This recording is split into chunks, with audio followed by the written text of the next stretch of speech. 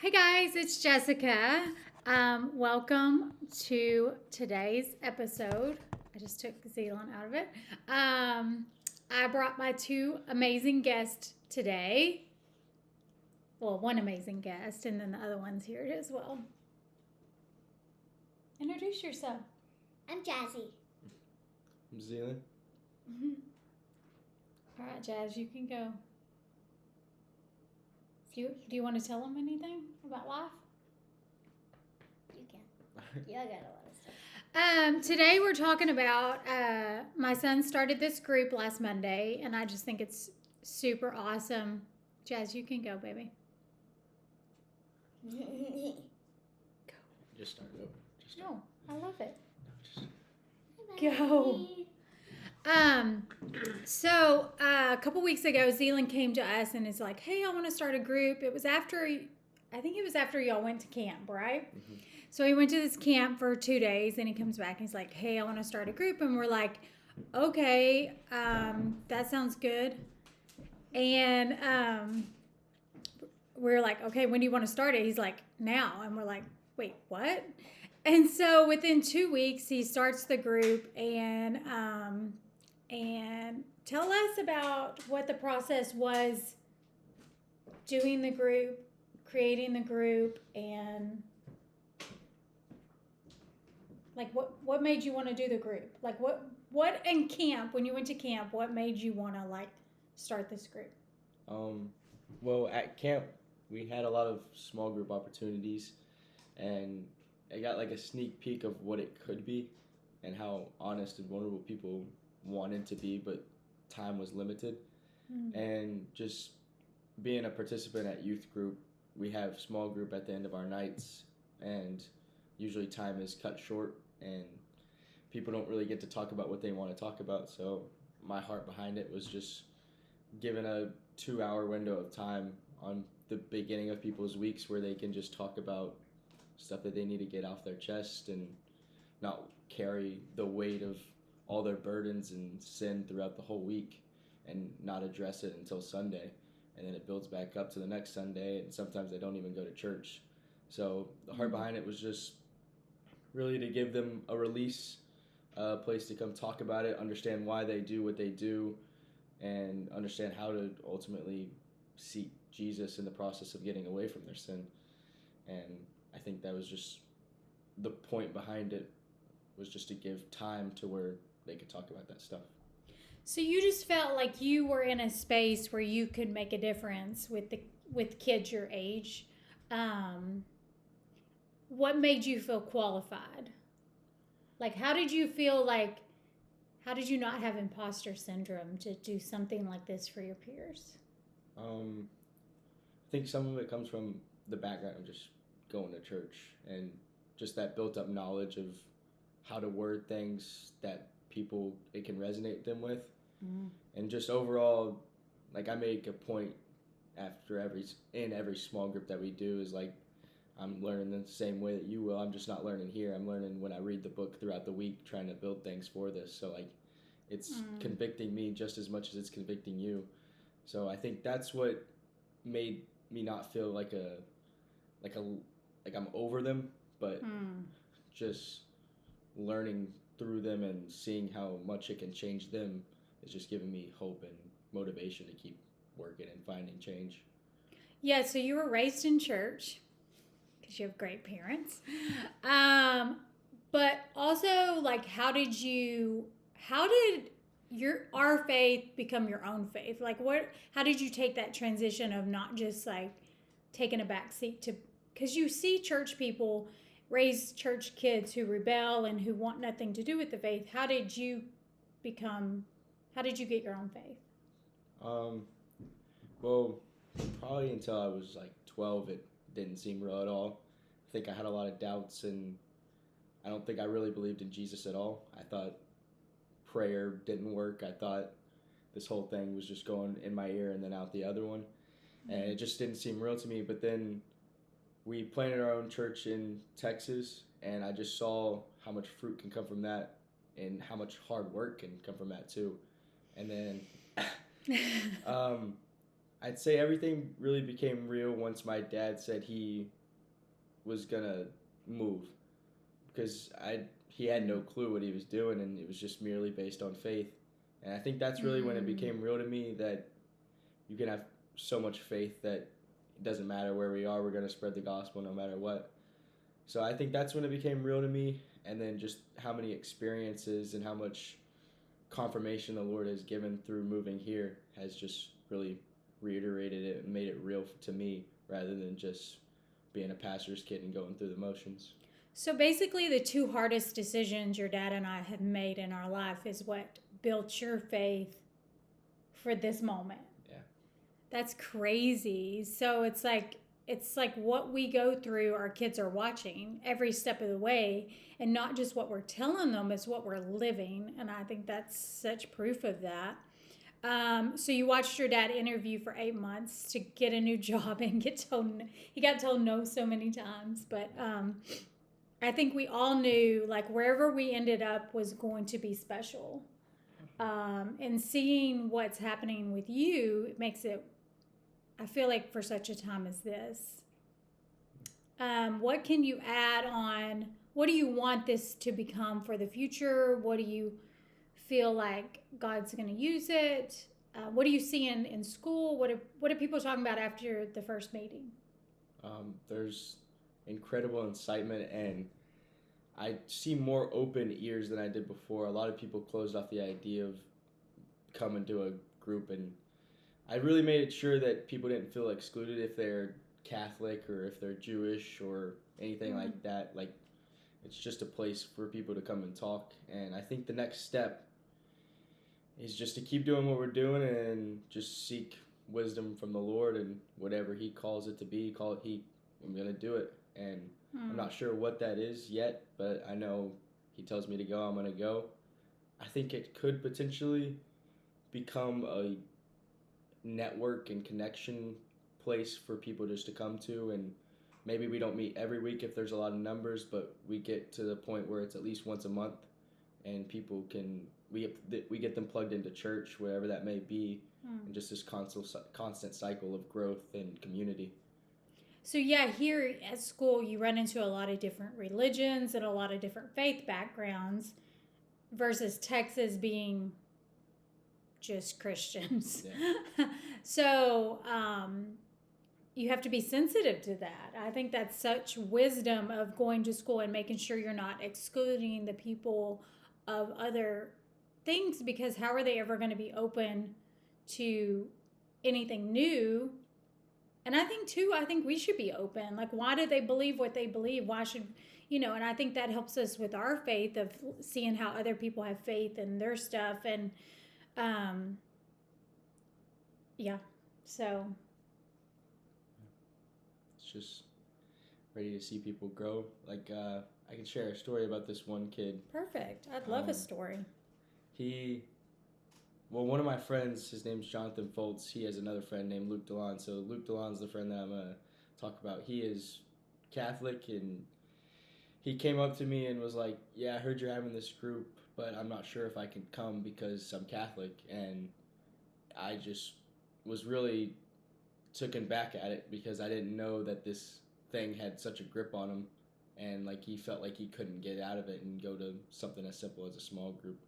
So it was really important just for him to hear that it doesn't matter if you're Catholic, Jewish, Amish, it doesn't matter. It's just like, this is a place where you can come talk, because we're all ultimately all trying to get closer to God. It doesn't matter the way that we're trying to get there. Ultimately, you're going to find the way, because Jesus is going to reveal Himself to you, but just through that, just trying to get to a place of intimacy where Jesus can reveal Himself to you, and where you can uncover that distance that you are feeling from Him, and understand why you're feeling that distance, and then get closer to a point where you're feeling like you're walking right with Him. Yeah, what a story, man. That he feels like he can't come be a part of something, and back in my day when I'm a kid, I could be a part of anything. Like, we could go anywhere and everywhere. But I think up here, you see more and more that the parents are keeping the children from doing faith stuff, and getting angry at their children for wanting to go to church. And, I think we come from a place that we think that's crazy. Like, why would a parent keep a kid from going to a Christian or a church or a small group or anything that's going to make them better? But I think that's the spiritual warfare of what we're dealing with up here, of like, people try to hold on to that control, or they try to hold on to their past, or they try to hold on to what, their grandmother's faith or their father's faith, or, and they feel like if you get away from that, you're you're losing everything. And I think that's so crazy that it takes somebody real and authentic. I think that's the great qualities that you have, to share, to have them to have an open heart. But at the end of the day, it's Jesus, softening their heart and making them more aware and all that. So, um, it's crazy. So our pastor's wife texted me yesterday, and she's like, "What if," or whatever day, yeah, yesterday, she said, "What if God moved y'all here just for Zealand to do what He's doing?" And I think that's so, that could possibly be it. And I think if any parents listening and you have a hard decision to make for your children, moving them across the country could be the most terrible decision you could have ever made. But if you don't have faith, that's just a decision. But if you have faith, you have to trust that God has a bigger plan. And when He moved us to New England, we didn't know, but we got confirmation after confirmation after confirmation of, this is where God's taking you. And to see the fruit of that after a year and a half is so beautiful. So I think that, in looking back, I think if we would have stayed in Texas, where life would have taken us there is totally different. I'm not saying God couldn't do a major work in your life there, but I think the hard is what changed Zeeland. I think the hard is what changes all of us. And I think we're so wrapped up in this entitled Christianity, or we want it easy. We don't want to be martyred for our faith. We don't want to be, we don't want it to be hard. We want it to be content and comfortable in our box. But that's not where God grows our faith. And I think it's so important for us to do things that He asked us to do, no matter how scary it looks, for us or our kids, because you can't control any of it. Yeah, of course, like, this move has just shaped me to who I am, because I felt like in Texas, my relationship with God was so conditional, and it was a conditional love. Like, I felt like the only time I was close to Him was when I was doing the right things, in a sense. But just moving up here, I think I've really gotten the sense that He has such an unconditional love for us. Like, every time I feel like I'm drifting away, He just comes and shows back up and gives me a big hug and welcomes me back in. And I feel like I can't get away from Him now. Like, yeah, how hard I try. Like, you're like, run. Yeah, but I've really have just felt like, since moving here, just an unconditional love from the Lord, and Him just bringing people around me and setting people in my path that I can just see His fruitfulness in, and He keeps answering prayers too. Because moving up here, we were about a month away from moving, and my school in Texas had already started, and we still didn't know where we were going. So I think it just created patience. It created just having a faith. Yeah. And yeah, just He's grown me so much moving here, and just keep showing up and up. Because there was so much unknown, but you just jumped right in with school and football, and found your passion with football and the love for that, and just the team and the camaraderie that football gives you is just beautiful as well.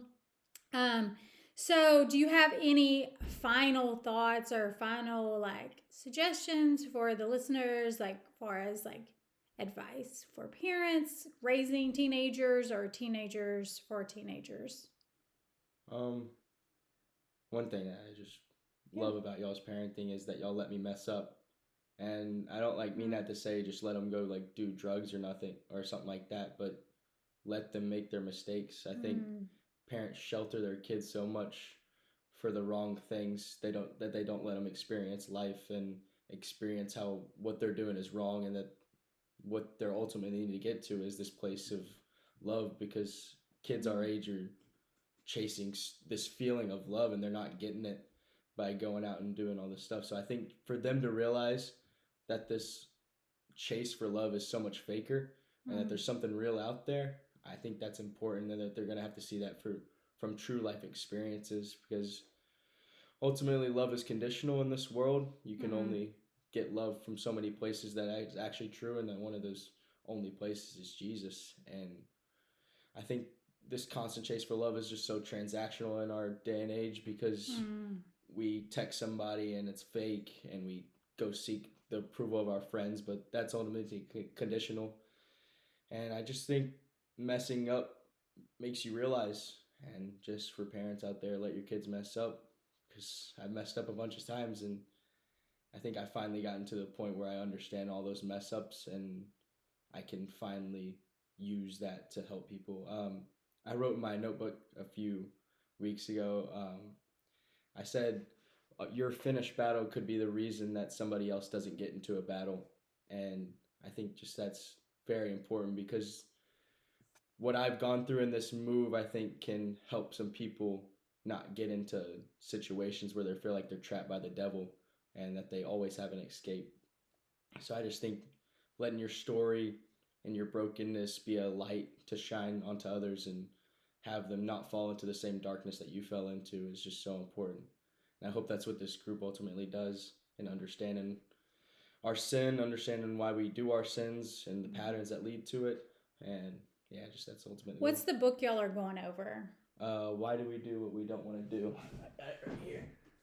Perfect. By Jonathan Pokluda. Yeah, so we did the study in Texarkana with the leaders, and you knew that as soon as you were doing this group, you were like, we're doing this. And what's crazy is this is the scripture I talk about, Romans 7:15. Why do I do the things I don't want to do and don't do the things I want to do? And it's literally that vicious cycle of like tripping and falling, getting up, tripping and falling, getting up. And we can all relate to that in any aspect. Even if it's not addiction or drinking or smoking or, having sex out there with the world. But it's like, even eating, it's like this eating battle of sugar and not sugar. And I don't want a donut, but I just had 5 donuts not last night. It's just this constant battle of like the flesh wanting what it wants, because the flesh is so strong. But literally our spirit wants, it wants us to surrender to that, to not to that. And I think, it's very important. It's just like I tell my clients when I do their hair, I tell them that I would rather my kids fail in my house than get off to college and fail outside of my house. Because at the end of the day, they're going to experience life. They're going to make bad decisions, but you can't control all that. And I think it's very important to have your bed for them to come sit on and cry if they do fail. Because, I saw this thing, it said, I would rather my daughter come home from a failed marriage than come home in a body bag. And it's like so true of like, I see that in every aspect of life of like, I would rather my children come home and tell me they messed up than feel like they can't and want to kill themselves, which happens every day. It's a reality. It's the pressures we put on these kids of like, we're still trying to figure it out. And we've always been real honest with our children of like, okay, that didn't work, that failed, we have to pivot. God's calling us elsewhere. And I think them seeing us make mistakes make it okay for them too. We came from generations that never made a mistake or never showed their mistakes and wanted this perfect life. And it made for children that felt like something was wrong with them. Instead, now we show that we're imperfect people living in a world that we're going to make mistakes. But we have God and Jesus to help us through those mistakes. So anyway, I appreciate you, Zeeland, sitting down with me. I know you're like, what are we going to talk about? And I'm like, I don't know. We'll figure it out. Because I like natural conversations. I don't want to rehearse anything. I want it to be natural. So do you have anything else to say to the folkies? Thank y'all for listening. Thank y'all so much for listening. And stay tuned for the next one. Bye.